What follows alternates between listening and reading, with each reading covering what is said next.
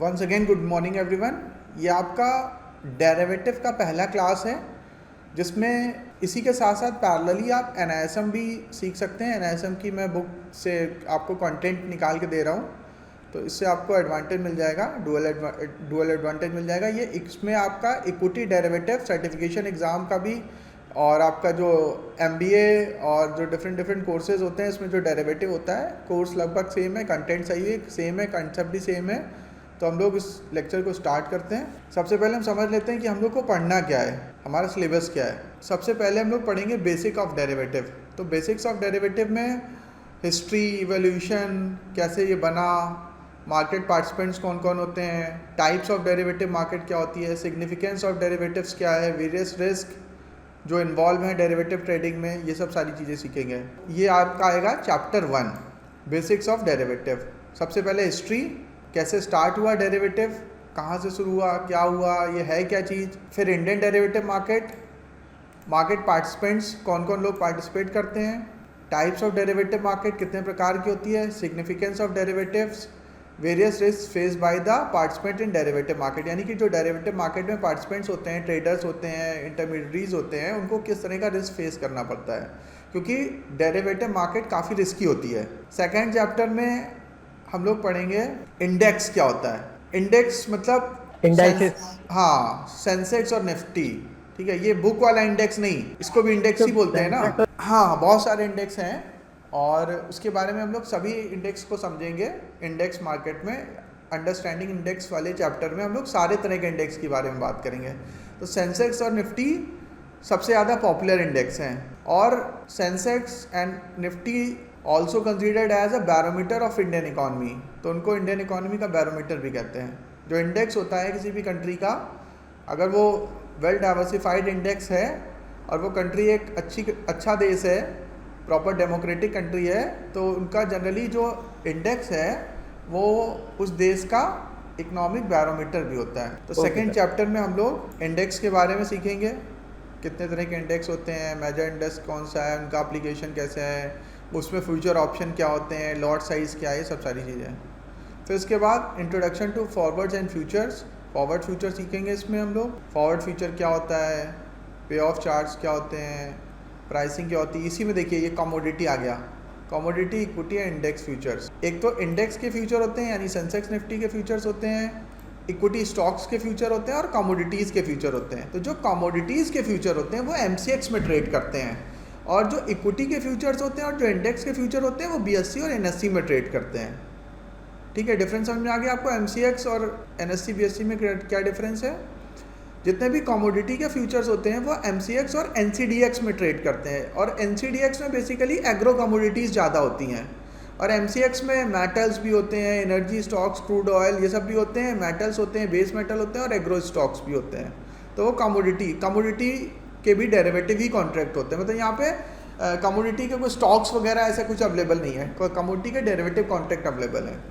Futures का क्या इस्तेमाल है, कैसे इसको इस्तेमाल करते हैं हम लोग, ऑप्शंस का क्या इस्तेमाल है, ठीक है, वो हम लोग चैप्टर 3 में सीखेंगे। चैप्टर 4 में हम सीखेंगे ऑप्शंस के बारे में। ऑप्शंस क्या होते हैं, कैसे वो काम करते हैं, पे ऑफ चार्ट्स ऑफ ऑप्शन क्या है, बेसिक्स ऑफ ऑप्शन क्या है, प्राइसिंग क्या है, यूज़ ऑफ ऑप्शंस क्या है, कैसे हम इसको अपने पोर्टफोलियो को हेज करने के लिए इस्तेमाल कर सकते हैं, किस तरह से हम अपने पोर्टफोलियो का इंश्योरेंस कर सकते हैं ऑप्शन से। अगर हमने बहुत बड़ा पोर्टफोलियो ले रखा है जिसमें इंडेक्स के मेन टॉप परफॉर्मिंग स्टॉक्स हैं, तो हम लोग कैसे ऑप्शन से उनको प्रोटेक्ट कर सकते हैं। ऑप्शंस के बारे में हम लोग सीखेंगे।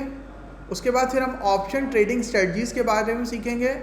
और एक चीज़ और है, अगर आप derivative exam point of view से सीख रहे हैं, ठीक है, आगे चल के आप उसको job as a professional opt करने वाले हैं, आप उसमें जॉब भी कर सकते हैं। लेकिन अगर आप फ्यूचर एंड ऑप्शन और डेरिवेटिव को आप सीख गए अच्छे से, तो आप इससे बहुत पैसा भी कमा सकते हैं ट्रेडिंग करके। जो एक्सपर्ट ट्रेडर्स होते हैं, मतलब उनकी बात नहीं कर रहे हैं जो सट्टा करते हैं एक तरह से आके, नहीं, वो नहीं, जिन्होंने पढ़ाई लिखाई करी है, बहुत अच्छे से कोर्स करे हैं, एमबीए फाइनेंस करा हुआ है, प्लस उन्होंने एनआईएसएम कोर्स करा हुआ है, अच्छी कोचिंग ली है, प्रॉपर किसी अच्छे मेंटर के गाइडेंस में उन्होंने सीखा है ट्रेडिंग कैसे करते हैं, तो वो उससे पैसा भी कमा सकते हैं। तो आप वो भी कर पाएंगे अगर आप अच्छे से इस चीज़ को करेंगे तो। कैसे लगाते ऑप्शन हैं? ट्रेडिंग से भी, फ्यूचर ट्रेडिंग से भी, फ्यूचर और कैश हेजिंग से भी आप पैसे कमा सकते हैं, बहुत पैसे कमा सकते हैं।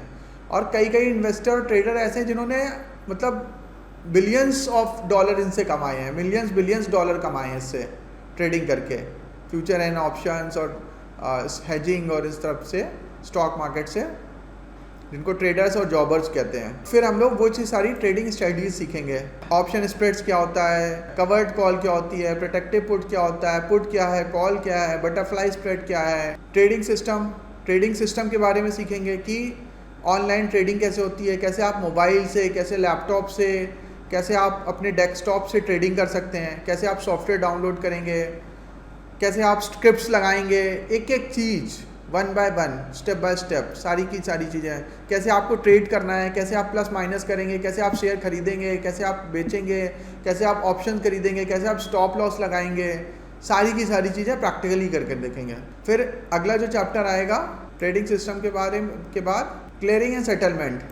क्लियरिंग सेटलमेंट का क्या मतलब होता है? सेटलमेंट का मतलब ये होता है कि जब आप कोई स्टॉक परचेज करते हैं तो आपके ट्रेडिंग अकाउंट से पैसा डेबिट होता है और आपके डीमेट अकाउंट में वो शेयर क्रेडिट होते हैं।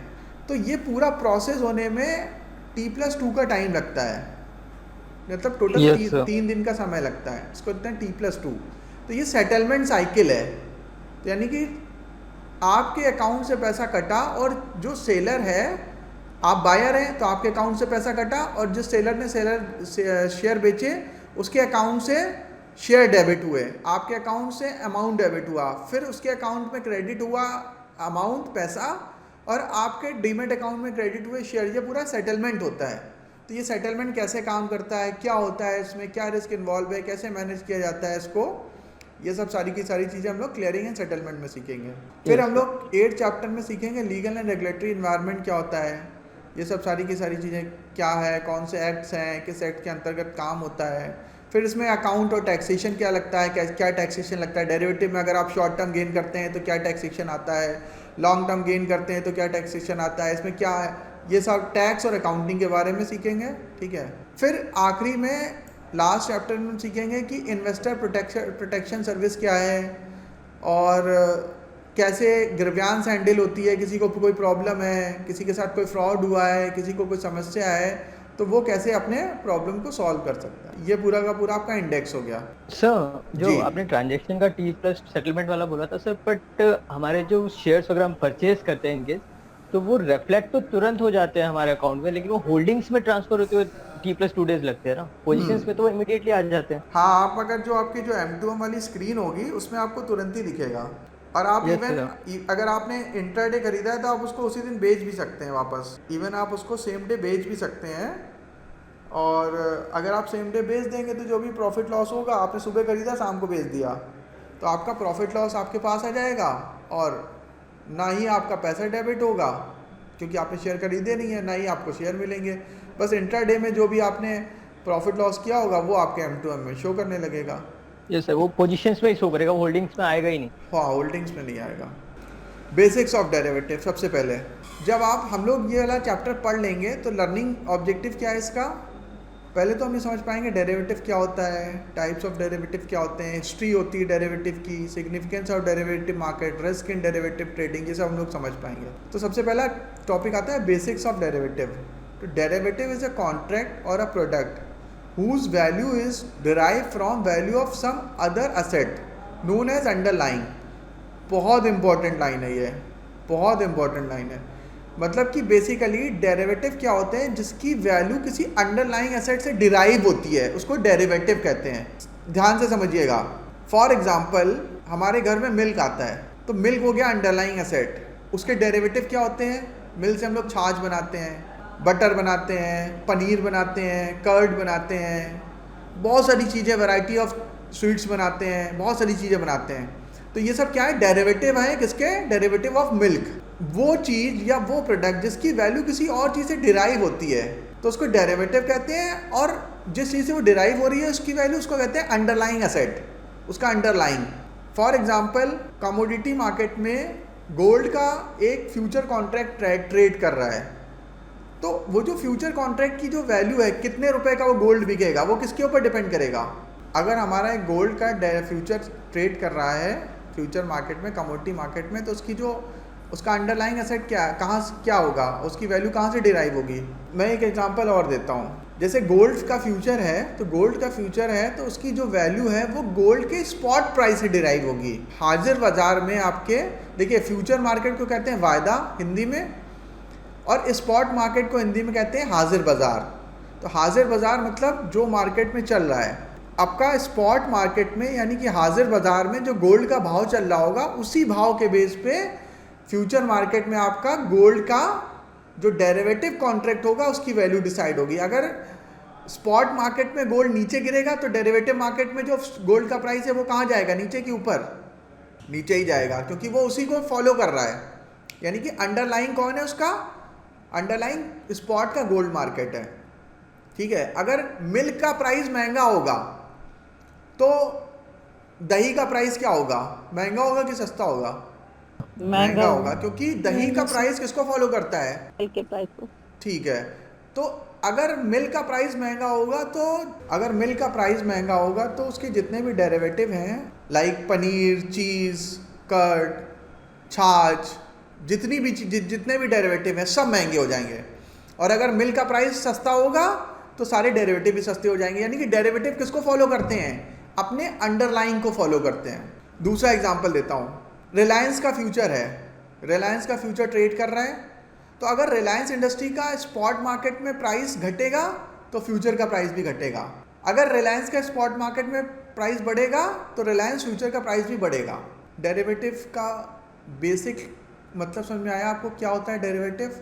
आगे देखिए क्या लिखा है, आप चाहें तो नोट्स भी बना सकते हैं, और इस लेक्चर को मैं रिकॉर्ड भी कर रहा हूँ, इसकी रिकॉर्डिंग में भी आपको दे दूँगा, और एक एक लेक्चर को कम से कम 10-10 बार देखिएगा तो आपको बहुत अच्छे से तैयार हो जाएगा। और ये अगर आप अच्छे से सीख गए तो आप इससे बहुत पैसा कमा सकते हैं, इससे आपको जॉब भी मिल सकती है, आप इसको करियर भी बना सकते हैं। क्योंकि मैंने इसको अपना करियर बना लिया है। मैं पिछले बहुत लंबे समय से यही काम कर रहा हूँ, यही पढ़ा रहा हूँ, यही प्रैक्टिस कर रहा हूँ, और इससे मुझे बहुत एडवांटेज मिला है। मैंने अपनी पर्सनल वेल्थ भी क्रिएट करी है, मैंने इन्वेस्टमेंट करके भी पैसे कमाए, मैंने अपने इन्वेस्टर्स के लिए बहुत पैसे कमाए, और मैंने बच्चों को बहुत कुछ सिखाया है, और वो भी आगे इसी मार्केट में काम कर रहे हैं। तो ये सब विन विन सिचुएशन है फॉर एवरीवन, लेकिन उसके लिए क्या होना चाहिए, नॉलेज होना चाहिए। आगे देखिए क्या कहता है, derivatives are based on wide range of underlying assets. Wide range of underlying assets जैसे कि metal such as gold, silver, aluminium, copper, zinc, nickel, tin, lead, ये सारे के सारे जितने भी यहाँ पे लिखे हुए हैं मेटल्स, इन सब के डेरिवेटिव कॉन्ट्रैक्ट अवेलेबल है इंडिया में, और आप इसमें ट्रेडिंग कर सकते हैं। अगर आपको लग रहा है आपकी एक्सपर्टीज़ एल्यूमिनियम में है, या आप एल्यूमिनियम के कारोबारी हैं, या आपका एल्यूमिनियम में काम होता है, आप व्यापार करते हैं एल्यूमिनियम में, और आपको पता है कि आने वाले समय में एल्यूमिनियम का भाव बढ़ने वाला है, तो आप क्या करेंगे, एल्यूमिनियम का कोई शेयर तो आता नहीं कि शेयर खरीद के रख लें, और एल्युमिनियम की अगर आप कमोडिटी खरीदेंगे, एल्युमिनियम को ऐसे खरीदेंगे तो वो बहुत महंगा होगा। मतलब अगर आपने for example 1 metric tonne aluminium purchase करना है तो उसको कहाँ रखेंगे, कैसे मंगाएंगे, क्या करेंगे। लेकिन अगर आप कमोडिटी मार्केट में जाएंगे तो आपको 1 मीट्रिक टन का एल्युमिनियम का फ्यूचर का आपको कॉन्ट्रैक्ट मिल जाएगा, और जिसको आप बहुत 5 या 10% मार्जिन देके होल्ड कर सकते हैं। यानी कि अगर मान लीजिए उसका टोटल अमाउंट 10 लाख रुपए आ रहा है, तो 10 लाख में आपको सिर्फ 1 लाख रुपए जमा करना है एक्सचेंज में, और आप वो उस फ्यूचर कॉन्ट्रैक्ट को परचेज कर सकते हैं। और इन फ्यूचर जब उसका प्राइस बढ़ जाएगा तो आपको पूरा जो प्रॉफिट होगा वो 10 लाख के अमाउंट पे होगा। तो 10 लाख के अमाउंट के हिसाब से मान लो उसमें 10% का वैल्यू बढ़ गया, तो आपका 10 लाख का जो वो सौदा है वो 11 लाख का हो जाएगा, और आप उसको बेच देंगे तो आपको 1 लाख का प्रॉफिट हो जाएगा। यानी कि आपने इन्वेस्टमेंट 1 लाख का किया और 1 लाख पे आपको 1 लाख का प्रॉफिट हो गया।